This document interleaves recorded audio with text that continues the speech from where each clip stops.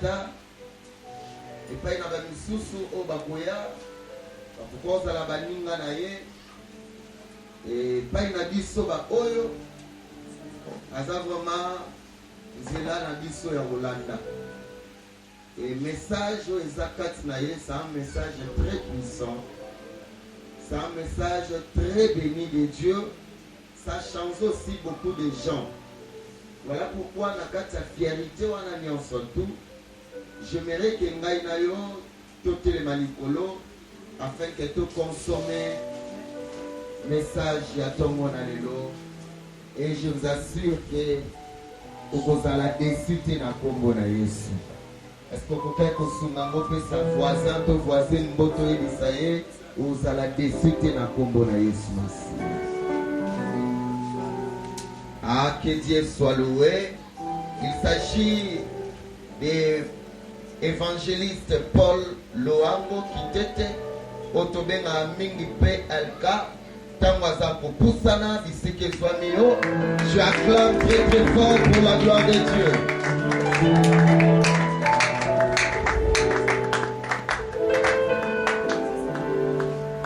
Merci. Dieu soit béni. Je vais rapidement nous inviter à la lecture de quelques portions.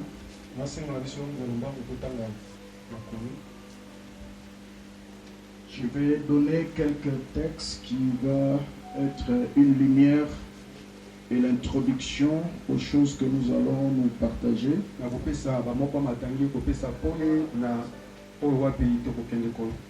Et je vais commencer à y revenir de temps en temps. 2 Timothée chapitre 4,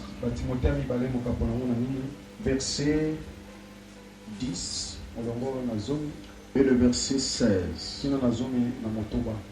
J'aime beaucoup lire, je ne vais pas vous donner ce travail-là. Je lis rapidement en français.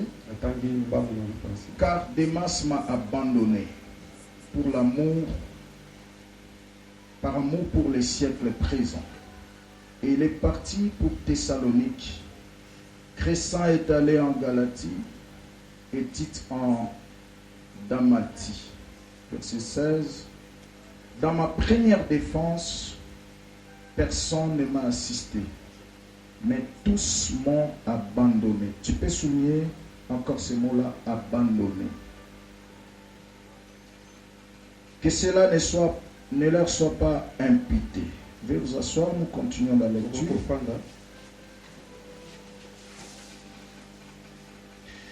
Nous sommes toujours au deuxième épître de Paul au Timothée, chapitre 1, versets 15 à 16.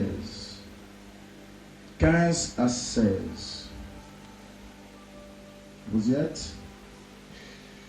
Tu sais que tous ceux qui sont en Asie m'ont abandonné. Tu peux encore souligner abandonné. Entre autres Phygèle et Hermogène.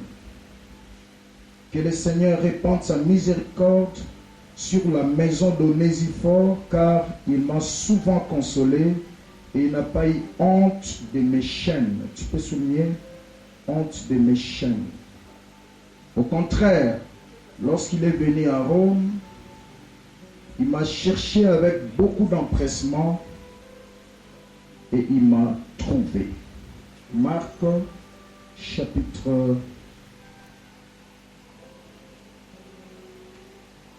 14, verset 46. Et nous allons sauter, nous lisons le verset 50 à 51. Marc 14, 46. Et nous sautons, nous lisons 50 à 51. Alors, ces gens se mirent la main sur Jésus et le saisit. Verset 50. Alors tous l'abandonnèrent. Tu peux encore souligner l'abandonnèrent. Et prirent fuite. Un jeune homme les suivait, l'ayant sur le corps qu'un drap. On s'est saisi de lui. Lisons le dernier texte. Nous allons y revenir de temps en temps. Nous sommes dans Job chapitre 19, versets 13 à 14. Job 19, versets 13 à 14. Il a éloigné de moi mes frères et mes amis se sont détournés de moi. Verset 14. Je suis abandonné de mes proches. Je suis oublié de mes intimes. Que le Seigneur bénisse sa parole. Et que le Saint-Esprit ajoute une explication nécessaire à cette parole. On peut acclamer pour la parole du Seigneur.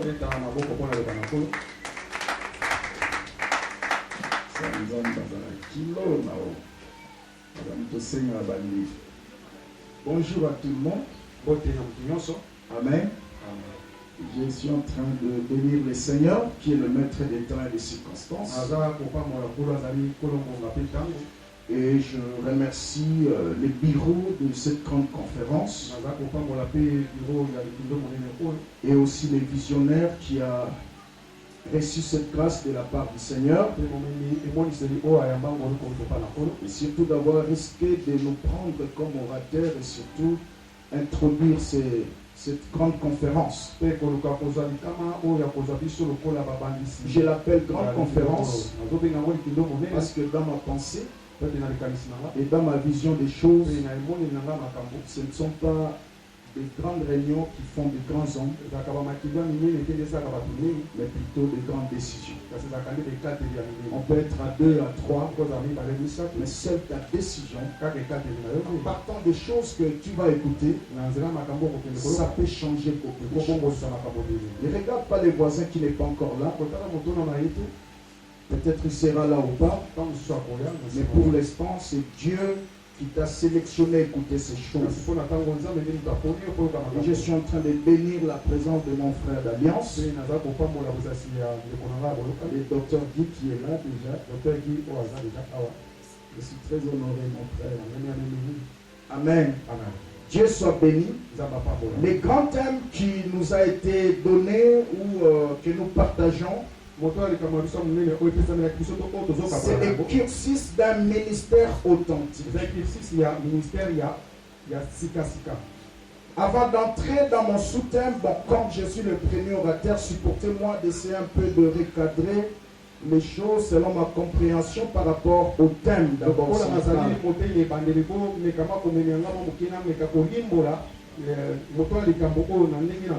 Un cursus, c'est l'échelonnement graduel de matière enseignée ou apprise. Un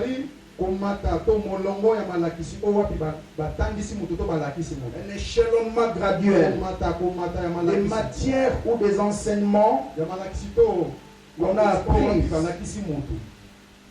On peut dire que ce monsieur a un cursus quelconque, par exemple. Donc on voit des titres qu'il a eus, ou des enseignements qu'il a déjà appris, ou ce nombre de diplômes, tout ce que vous voulez. Amen. C'est ça le cursus dans ma compréhension. Et j'ai interrogé aussi quelques dictionnaires. Mais dans l'esprit de cet homme, un cursus, c'est des choses que nous devons à tout prix apprendre d'un ministère authentique.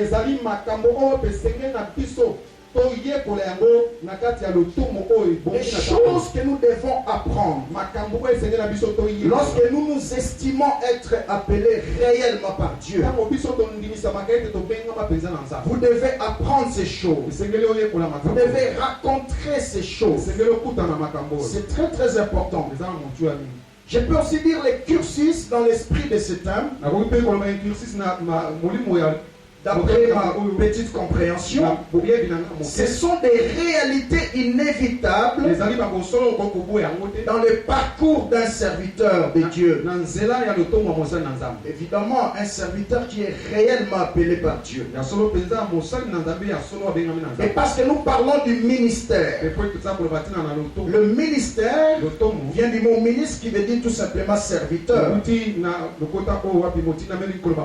Et le mot grec qui est derrière ça, c'est diakonos. Ça veut dire rendre service. Et lorsqu'on rend service, vous devez savoir que c'est une responsabilité. C'est une charge. Ce n'est pas un titre en soi. Être appelé ministre de Dieu, ce n'est pas un titre honorifique. Si bien que Dieu nous appelle tous à la grandeur, mais dans la pensée du Seigneur, le chemin de la grandeur, c'est être serviteur. C'est pourquoi vous verrez même une confusion qui était dans la tête des disciples 2 semaines avant la croix. Lorsqu'ils se retrouvaient dans le local de la Sainte-Sainte, chacun était dans son coin. Personne ne pouvait faire le geste d'humilité. Parce qu'il devait laver le pied avant d'entrer dans la table. Le Seigneur entrant dans la salle, il regarde tout le monde dans son coin en train de filmer. Pierre dit,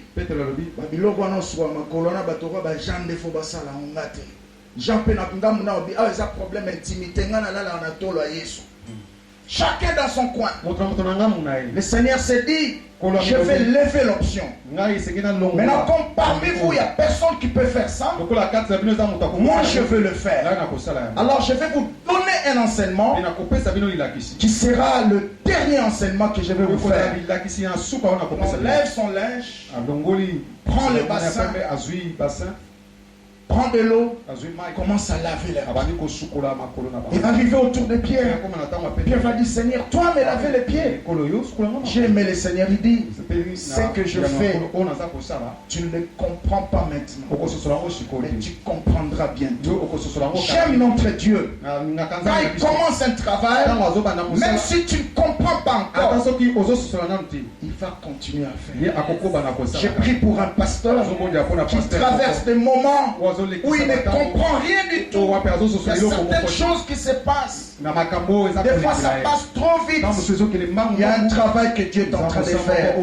Et le Seigneur a donné par là une leçon d'humilité. Un serviteur de Dieu authentique ne doit pas oublier cette qualité et rendre service. C'est très très important. Et quand on rend service, tu dois chaque fois rendre compte à celui qui t'a appelé. C'est ici que j'aimerais poser un fondement en disant que c'est un piège pour un serviteur de Dieu qui se prétend être dans le bon.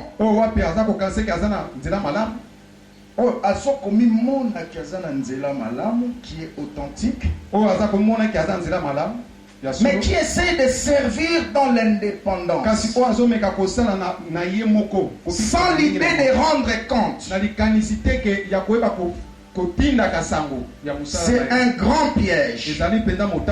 Et je le martèle, c'est un très grand piège. Lorsqu'on se prétend servir le Dieu véritable, on ne doit pas oublier cela. C'est très très important. Et dans ces services que Dieu nous a appelés, il y a des normes et il y a des principes à respecter. Dieu nous appelle, il nous prend tel qu'il nous prend. Mais lorsque nous entrons dans les services, il y a des principes et des normes à respecter. Parce que les dons, nous les recevons. Il nous appelle. Nous ne forçons rien du tout. Mais ce don-là doit être discipliné. Et parce que nous parlons du ministère, avant d'aller plus loin, j'ai quelques définitions dans ma petite expérience avec Dieu que je vais partager avec nous. Le ministère, c'est un parcours des bagarreurs. Lorsque Dieu t'appelle, tu dois avoir dans l'idée que tu es appelé pour aller batailler. Très important. Tu es allé à batailler. Tu es appelé à conquérir des territoires avec Dieu. C'est très très important. Et le ministère, c'est aussi un parcours, un chemin, des étapes dans lesquels pour passer d'une étape à l'autre, il y a des tests que Dieu doit te faire pour t'approuver. Il y a des tests de fidélité. Il y a des tests de loyauté. Il y a des tests liés à la gloire. Il y a des tests liés au sexe, aux finances. Et tu passeras dans ton parcours, dans chaque étape là, pour que Dieu t'approuve. C'est ainsi qu'un jour j'avais rencontré un jeune pasteur qui se moquait d'un pasteur que j'estimais être un aîné pour moi, mais pour lui il pouvait être un patriarche. Je dis,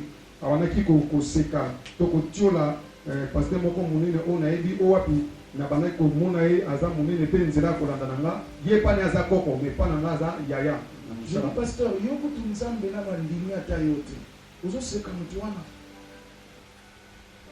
alléluia. Tu dois être humble. Vous savez, il y a certaines personnes que Dieu a appelées, dont leur vie sont comme des matériels didactiques pour des générations. Il faut faire très très attention. J'attends quelqu'un dire Amen très bien. C'est important. Le ministère, c'est une affaire de bagarreurs. Paul parlant à Timothée, son fils, dans 2 Timothée 3:11, il dit: à quelle souffrance n'ai-je pas été exposé à Antioche, à Icône, à Lystre? Quelle persécution que je n'ai pas supportée. Écoutez la suite. Il dit: mais le Seigneur m'a délivré de toutes. Toutes ces étapes qu'il était en train de passer à la vie de son fils dans la foi, c'était pour son fils une école pour apprendre. Mais le ministère, c'est aussi un travail qui consiste à résoudre les problèmes des gens. À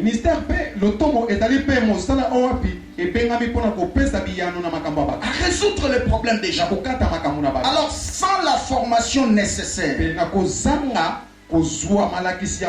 sans sanction nécessaire, c'est très dangereux. Parce que tu es appelé à résoudre des problèmes des gens.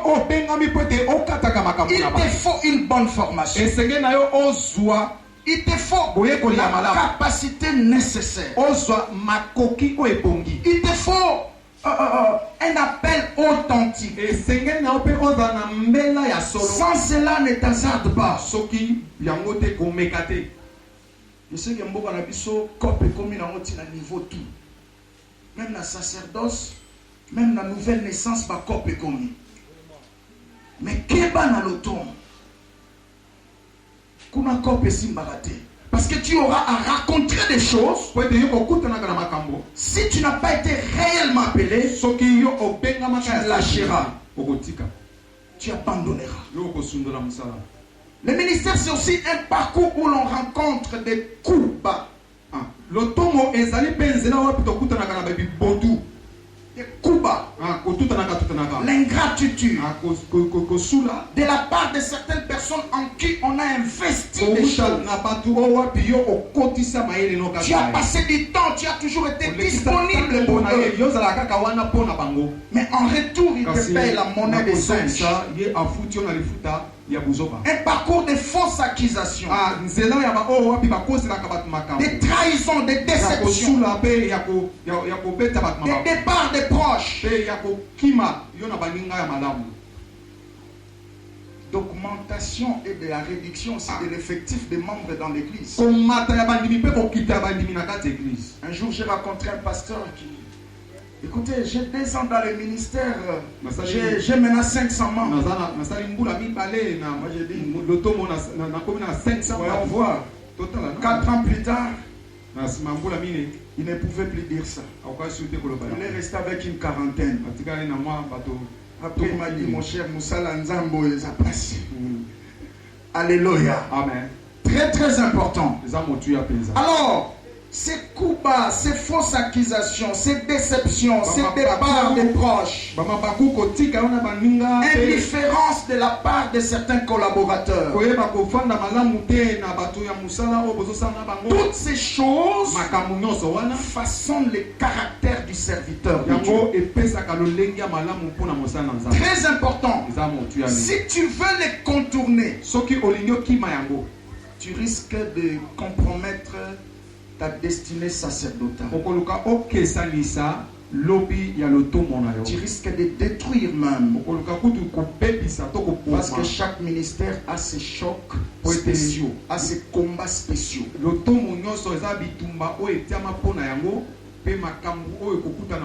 Parce que c'est authentique, un ministère authentique. Quelque chose qui est authentique, c'est tout ce dont l'autorité et la vérité ne peut être contestée.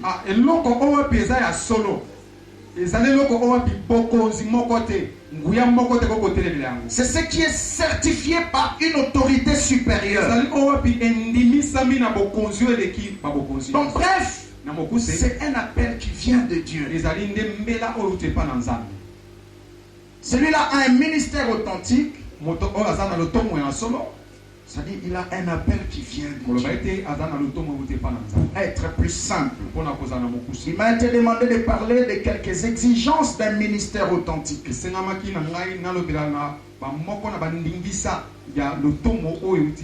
Vous allez remarquer que mon intervention va plus tourner autour des chocs dans le ministère.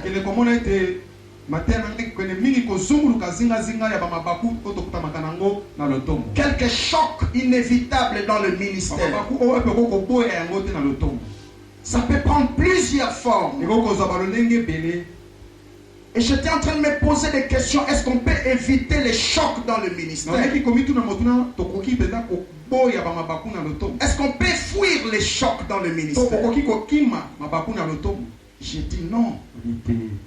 C'est comme un monsieur qui prend une voiture. D'abord, quand vous prenez seulement votre voiture, ça dit que vous acceptez déjà les risques de l'accident. J'attends quelqu'un dire amen. C'est déjà un risque le fait d'accepter de conduire. Bien que dans d'autres nations, pour avoir le permis de conduire, c'est dur. Tu vas passer par des étapes sérieuses pour convaincre les autorités. Mais malgré cela, malgré toutes ces sévérités-là, il y a toujours des accidents. Il y a toujours des accidents. Est-ce qu'on peut éviter les chocs dans le parcours? Non. C'est inévitable. Parce que chaque ministère authentique a ses saisons de choc. C'est pourquoi évite de se moquer des autres. Amen. Amen. Chaque ministère qui vient de Dieu a une période spéciale de choc.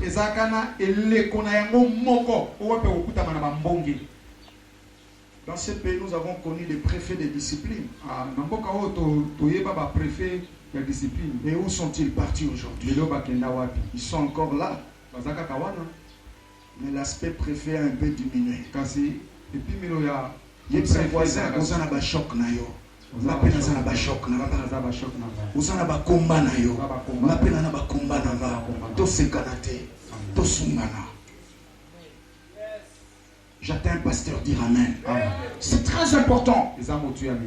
Très très important. Et chaque ministère a ses buts précis. Si le pasteur Noé a été appelé pour l'arche, le pasteur Abraham sera appelé pour un peuple. Amen. Chacun a ses buts, a ses objectifs spéciaux. Voilà pourquoi, pour exceller dans ce que nous faisons, c'est juste un partage, parce qu'il y a des choses que nous allons nous dire, peut-être vous le faisiez, il y a d'autres choses qui seront des rappels. Nous sommes en train de nous partager tout simplement.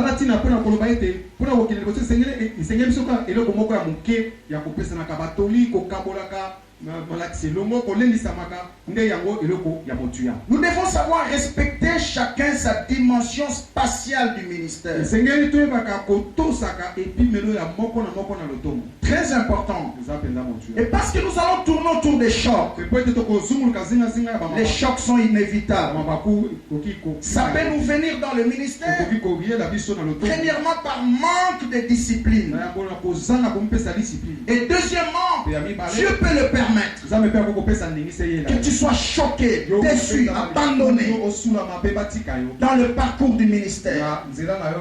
Mais les chocs peuvent venir aussi des forces du mal, du diable. Moi je parle de la délivrance. J'ai vu des pasteurs être choqués dans le ministère, vivre des départs des proches, des grands partenaires dans leur ministère. Mais tout simplement parce qu'il y avait un vent des ténèbres qui a envahi l'église. J'ai rencontré un pasteur à Lubumbashi qui m'a dit, homme de Dieu, j'ai commencé l'église dans cette ville. Et l'église a pris de l'ampleur. Mais subitement comme ça, quelque chose est arrivé.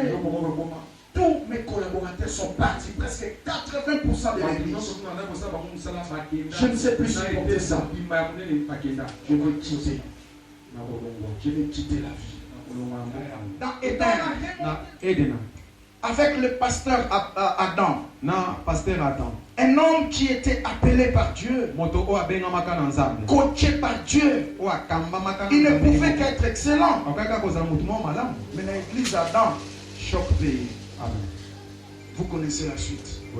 Dans un environnement le plus parfait du monde, dans le jardin d'Éden. Mais l'église Adam choque Pécote. Tout le monde voit ce choc. De Goya. Tu ne viteras pas ça. Si tu es dans le ministère authentique, c'est inévitable. Alors j'aimerais aborder, parce que dans le domaine des chocs, c'est aussi un océan. Il y a beaucoup de choses à dire là-dessus. Mais j'aimerais prendre un aspect des chocs qui est l'abandon dans le ministère. Vous allez remarquer que je vais parler du choc de l'abandon. Amen. Le choc de l'abandon dans le ministère. Une réalité incontournable, inévitable. Lorsque tu es vraiment dans le ministère qui vient de Dieu, c'est inévitable. Il est étonnant de voir ces grands personnages de la Bible qui ont vécu cela. Nous voyons l'apôtre Paul qui est en train de mentionner dans les textes que nous avons lus. Dans 2 Timothée 1, verset 15, il dit quelque chose là-bas. Il dit, tous ceux d'Asie m'ont abandonné. Et il cite même les noms. Notez bien. Phygène et Hermogène. Je vais y revenir. Et dans Marc, nous avons lu Marc 14, verset verset 46, 50, 51. Ça, c'est le Seigneur Jésus. Il a aussi vécu le choc de l'abandon. La Bible dit au verset 46 quand on s'est saisi de lui. Au verset 50, tous l'abandonnèrent. Et un jeune homme qui était à côté du Seigneur, il semble que c'était Jean-Marc selon certains commentateurs, qui était couvert d'un drap comme ça. Et la Bible déclare, quand on a voulu l'arrêter, il a lâché même le drap. Et il a pris fuite tout nu. Une question de dire Alléluia. Amen. Et dans Job 19, au verset 13 à 14, nous voyons un grand personnage qui est Job, qui a aussi raconté ces choses. Au verset 13 à 14, il s'est plaint, il dit: tu as éloigné de moi mes proches. Et j'aime le verset 14. Il dit: tous mes proches m'ont abandonné. Il ne se plaint pas pour tout le monde, mais il se plaint pour ses proches. C'est pas facile. Voilà pourquoi je vais aborder cet enseignement rapidement en 5 points. Le premier point, nous allons nous poser des questions. C'est quoi ce choc de l'abandon? Et deuxième point, le but de cet enseignement. Et le troisième point, je vais parler des causes de l'abandon. Et le quatrième point, je vais parler de quelques principes à retenir sur l'abandon. Et enfin, ça sera ma conclusion. Là, nous allons nous poser des questions. Bon. J'aurais préféré que nous puissions répondre à quelques questions que nous allons nous poser dans notre conclusion. Et nous allons montrer comment on peut réagir face à l'abandon si le temps, bien sûr, nous le permet.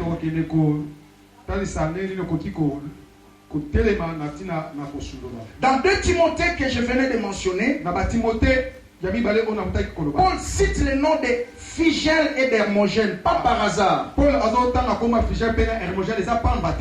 Ce sont des gens en qui il a investi des choses. Parce que l'abandon fait très mal, surtout quand ça vient des gens en qui tu as investi, en qui tu comptais beaucoup.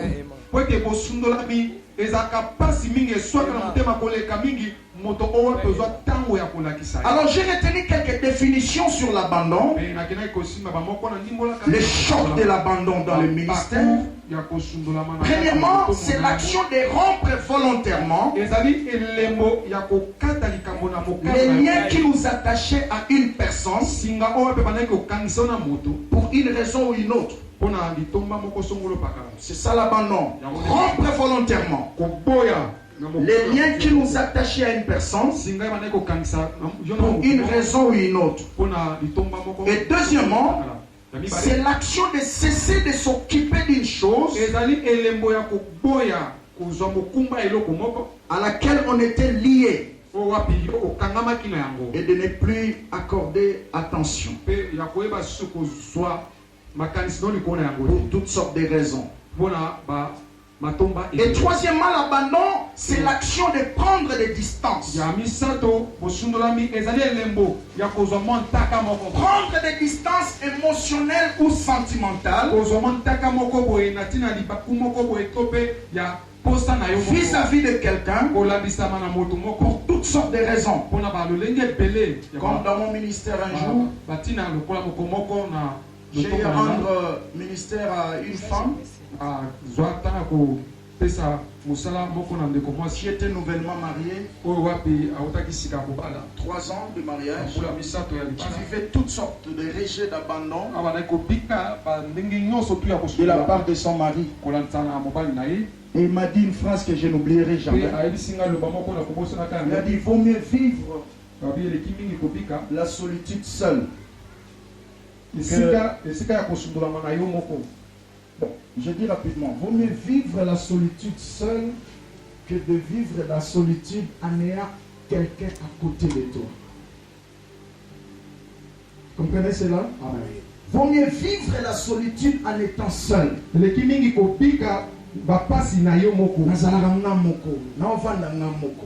Mais que de vivre la solitude en ayant quelqu'un à côté de vous. Qui ne fait pas des choses que tu attends de lui. C'est choquant. J'entends quelqu'un dire Amen, très bien. C'est aussi dans le ministère. Il y a quelquefois, nous attendons beaucoup de certaines personnes à cause des choses qu'on a investies en eux. Mais ils sont là autour de nous comme des décors. Mais il ne fait rien du tout. Ça fait très mal, ça choque. Amen, pasteur. Quatrième définition que j'ai trouvée rapidement pour l'abandon, c'est lorsqu'on décide de ne plus être disponible pour une personne.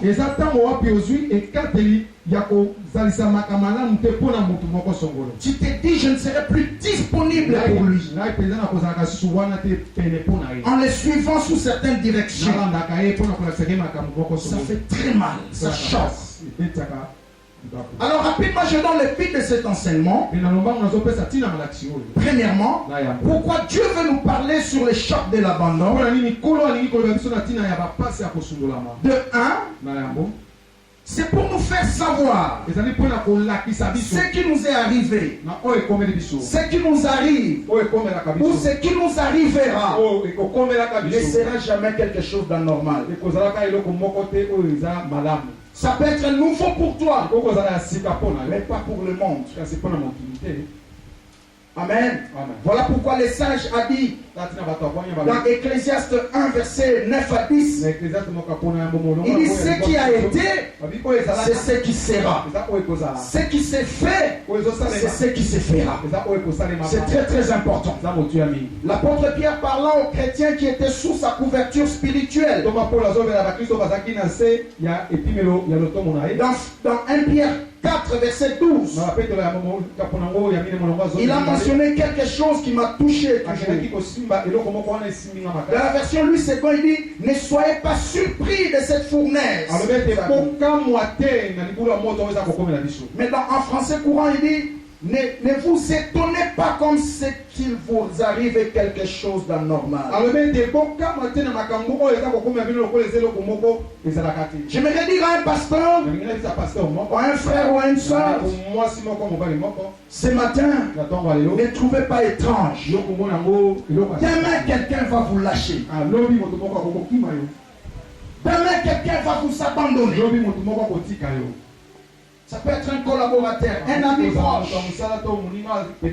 Il va vous quitter. Il ira soit seul, soit il ira rejoindre un groupe que vous estimez être votre adversaire.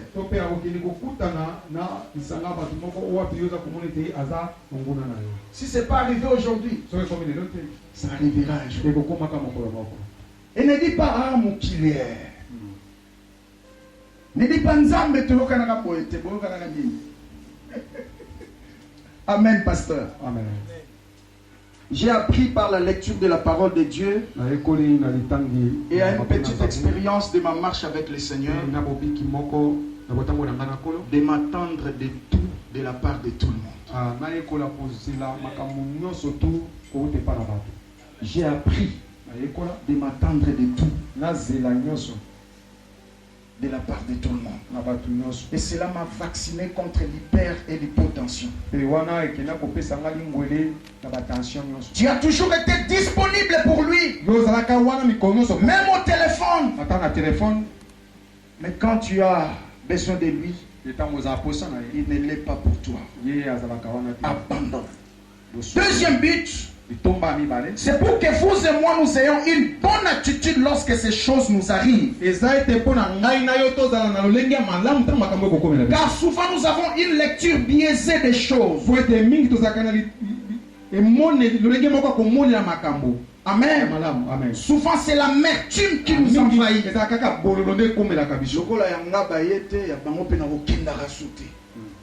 L'amertume.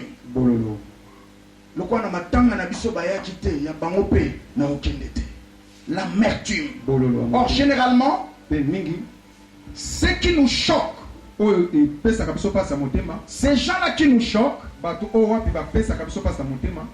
souvent ceux qui sont tombés dans l'amertume, pas c'est ça la ramine biso que bango.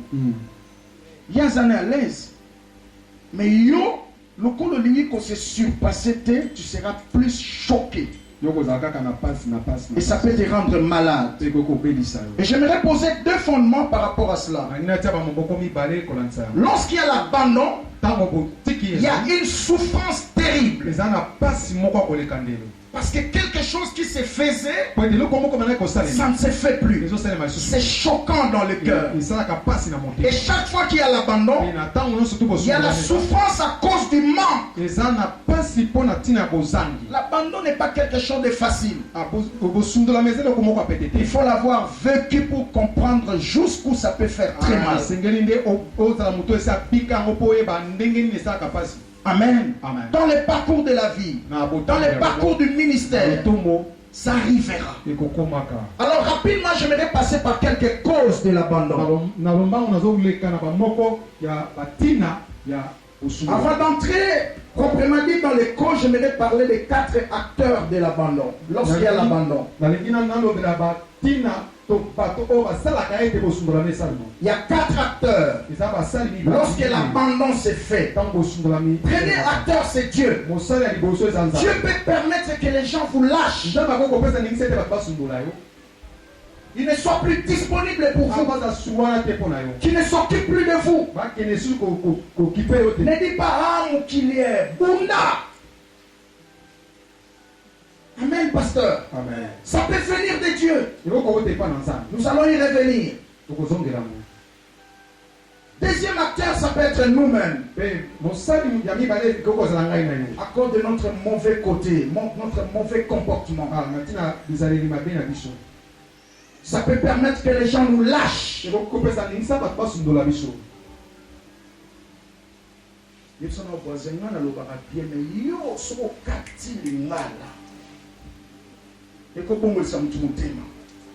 C'est comme ça que, vous savez, l'apôtre Paul a toujours été présenté comme un saint homme de Dieu, un héros de Dieu.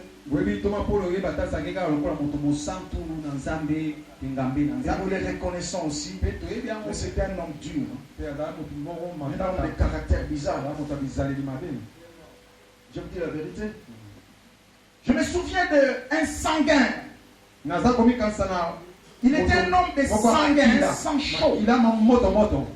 Et à la limite même un rancunier. Je me rappelle, Paul s'est lié à Barnabas pour faire le deuxième voyage missionnaire. Maintenant Jean-Marc va les suivre. Il y a Paul, mais il y a des sous. Petit mot, ça va à Moussala Nzambete. Alléluia. Vous voyez, lors du premier voyage, Jean-Marc a tiré par moi, mais Paul a tiré avec carnet noir. Il a dit, on est à Kimi. Malasima, il y a les sous. Dans le deuxième voyage, il y a Paul, mais il y a ce petit mot, ça va à Moussala Nzambete. Alléluia. Et la Bible dit qu'il y a eu des vifs dissentiments. Non, non. Il y a des discussions sérieuses, des incompréhensions entre lui et Barnabas. Et il va perdre Barnabas à cause de son mauvais côté. Un homme dur, même devant les souverains sacrificateurs. Dans Acte 23 là, il dit miracle blanchi. Miracle blanchi. Miracle blanchi. Amen. Amen. Miracle blanchi. Miraille blanchi. Tu es en train de me juger, tu es assis là, alors que toi-même, tu es en train de violer la même loi.